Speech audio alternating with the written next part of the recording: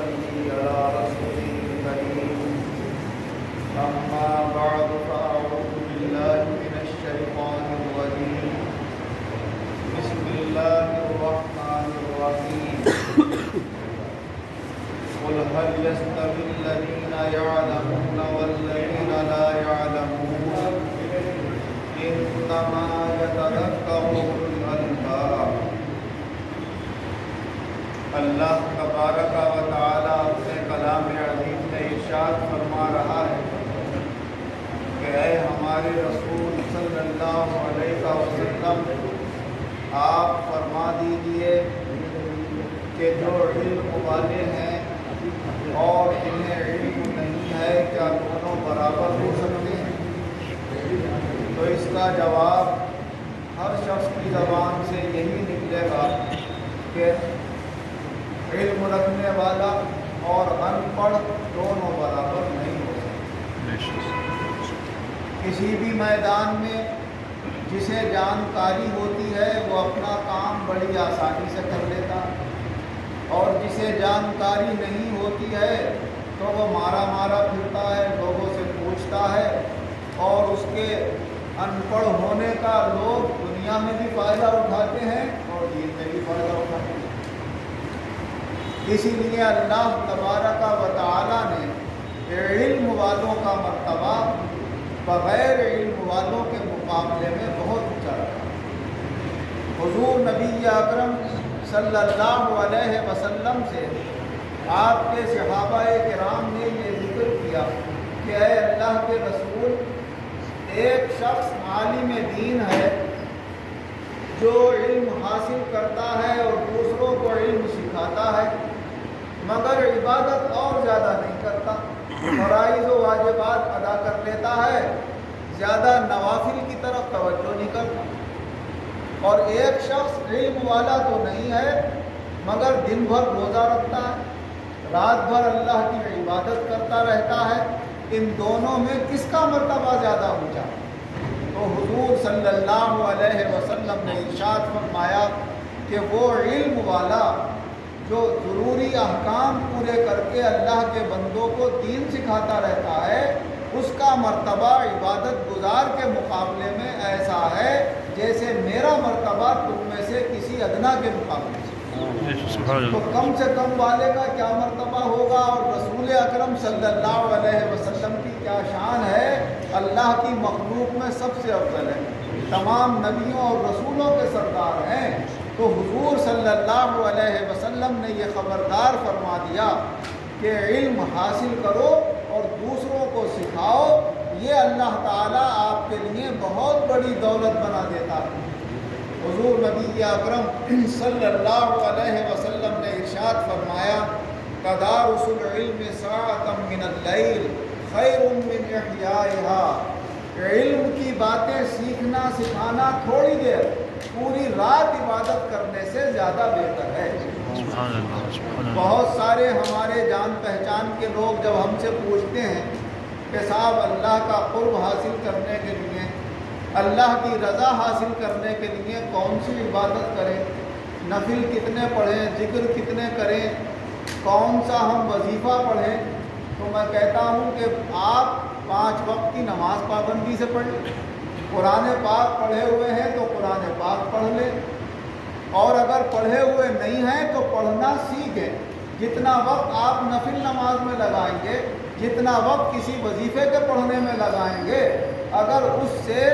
10 گنا کم وقت بھی آپ نے قرآن سیکھنے میں لگا دیا تو آپ دین کے طالب علم مانے جائیں گے، اور طالب علم کا مرتبہ عبادت گزار سے بہت زیادہ اونچا ہے، کیونکہ جب آپ علم سیکھ رہے ہیں تھوڑی دیر، تو حضور صلی اللہ علیہ وسلم نے فرما دیا تھوڑی دیر علم سیکھنا پوری رات عبادت کرنے سے افضل ہے۔ ایک شخص نفل پڑھتا چلا جائے رات بھر، اور ایک شخص آدھے گھنٹے قرآن پڑھنا سیکھ لے بیٹھ کر، تو وہ پوری رات کی عبادت اس کے علم حاصل کرنے کا مقابلہ نہیں کر سکتی۔ تو جب ہمیں علم حاصل کرنے سے قرآن بھی سیکھنے کو مل رہا ہے اور ثواب بھی زیادہ مل رہا ہے عبادت گزار سے، تو ہم کیوں اس میں جائیں؟ ہم اگر قرآن پاک پڑھنا نہیں جاتے ہیں، نہیں جانتے، تو عمر کی پرواہ نہیں کریں، بلکہ اپنا وقت اپنے محلے کے امام صاحب کو یا کوئی بھی ہمارے محلے میں حافظ ہے، عالم ہے، پڑھا لکھا ہے، ہم اس کو اپنا آدھا گھنٹہ دے دیں اس لیے کہ یہ ہمیں کچھ علم کی باتیں سکھا دے، قرآن پاک پڑھنا سکھا دے، ہمیں وضو اور غسل کے طریقے سکھا دے، تو یہ اللہ کے یہاں کئی اعتبار سے اونچے مراتب رکھتا ہے۔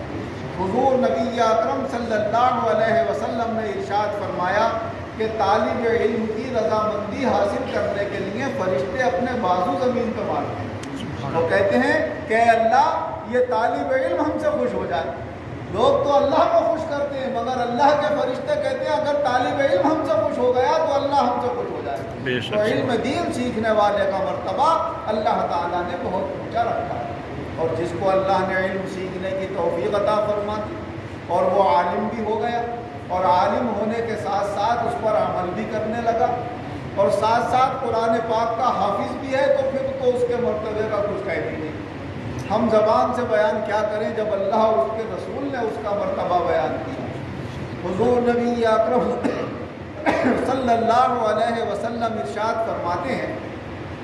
کہ جو شخص قرآن پاک پڑھنا سیکھ لیتا ہے اور پھر اس کے مطابق اس پر عمل بھی کرتا ہے، تو اللہ تعالیٰ قیامت کے دن اس سے فرمائے گا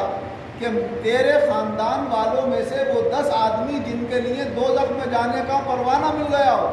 اور دوزخ میں جانے کا فیصلہ ہو گیا ہو، تو ایسے 10 لوگوں کو بخشش کرا کے اپنے ساتھ جنت میں لے لے۔ تو ایسے 10 لوگوں کو جن کے لیے دوزخ لکھ دی گئی ہوگی، یہ عالم بعمل اللہ سے کہے گا مولا ان کو بخش دے، تو اللہ کہے گا بخش دیا میں نے جاتے ہیں۔ یہ مرتبہ اللہ نے رکھا ہے اس کا۔ اور حافظ قرآن ہے، قرآن پاک کی تلاوت کرتا ہے اور اس نے حفظ کر لیا، تو یہ بھی بہت بڑی دولت۔ حضور نبی اکرم صلی اللہ علیہ وسلم نے ارشاد فرمایا کہ حافظ قرآن کا مرتبہ تو اپنی جگہ ہے، حافظ قرآن کی وجہ سے اللہ اس کے ماں باپ کو آخرت میں یہ مرتبہ دے گا کہ ان کے سروں کے اوپر ایسے چمکتے ہوئے ہیرے جواہرات کے تاج رکھے گا کہ جن کی چمک سورج کی روشنی سے بھی زیادہ ہوگی۔ فرمایا سورج کسی کے گھر میں آ جائے تو کتنا اجالا ہوگا، فرمایا اس سے بھی زیادہ اجالا ان کے سروں کے تاج کا ہوگا۔ سبحان اللہ۔ لوگ دیکھ کر کہیں گے مولا تعالیٰ یہ کون لوگ ہیں کہ تو نے ان کو یہ چمک دمک دی، یہ رتبہ اور یہ شان عطا فرمائی ہے؟ تو اللہ تعالیٰ فرمائے گا ویسے تو نہ کوئی نبی ہے یہ، نہ کوئی ولی ہے، نہ شہید ہیں، مگر وہ ہیں جنہوں نے میرے کلام کا احترام کیا تھا، میرے قرآن کی عظمت کو سمجھا تھا اور اپنے بچے کو حافظ قرآن بنایا تھا انہوں نے، اس وجہ سے میں نے ان کو یہ مرتبہ دیا۔ اور حافظ قرآن سے اللہ تعالیٰ فرمائے گا تو قرآن کی ایک آیت پڑھے گا تو میں تیرا ایک رتبہ بلند کر دوں گا۔ وہ قرآن کی آیتیں پڑھتا چلا جائے گا، اس کے مراتب بلند ہوتے چلے جائیں گے، اور اللہ تعالیٰ فرمائے گا تیرا سب سے اونچا مقام وہاں ہوگا جہاں تیری قرآن کی تلاوت ہوگی گی، سب سے آخری آیت پر تیرا مرتبہ اور مقام رکھا جائے گا۔ تو یہ مرتبے اور شان اللہ تعالیٰ نے علم دین والوں میں رکھے ہیں۔ قرآن پاک کی عظمت و احترام کو سمجھ کر اس کو حفظ کرنے والے اور تلاوت کرنے والوں کا اللہ نے مقام رکھا ہے، اور دنیا میں بھی اس کا ایک ایک حرف ہمارے لیے باعث ثواب اور آخرت میں ہماری نیکیوں کے ذخیرے کا سبب بنتا ہے۔ حضور نبی اکرم صلی اللہ علیہ وسلم نے ارشاد فرمایا کہ قرآن کا ایک حرف پڑھنے سے اللہ تعالیٰ 10 نیکیاں عطا فرماتا ہے، اور جتنا ثواب قرآن پڑھنے والے کو ملتا ہے اتنا ہی قرآن سننے والے کو ثواب ملتا ہے۔ اسی لیے اللہ تعالیٰ نے فرمایا کہ جب قرآن پڑھا جائے تو خاموش رہا کرو، قرآن کو غور سے سنا کرو، کیونکہ جب خاموش نہیں رہو گے، قرآن غور سے نہیں سنو گے تو عبادت سے محروم ہو جاؤ گے، آپ عبادت میں لکھے جاؤ گے، اور آپ کو ایک ایک حرف سننے سے اللہ تعالیٰ آپ کو بھی 10 نیکیاں عطا فرمائے۔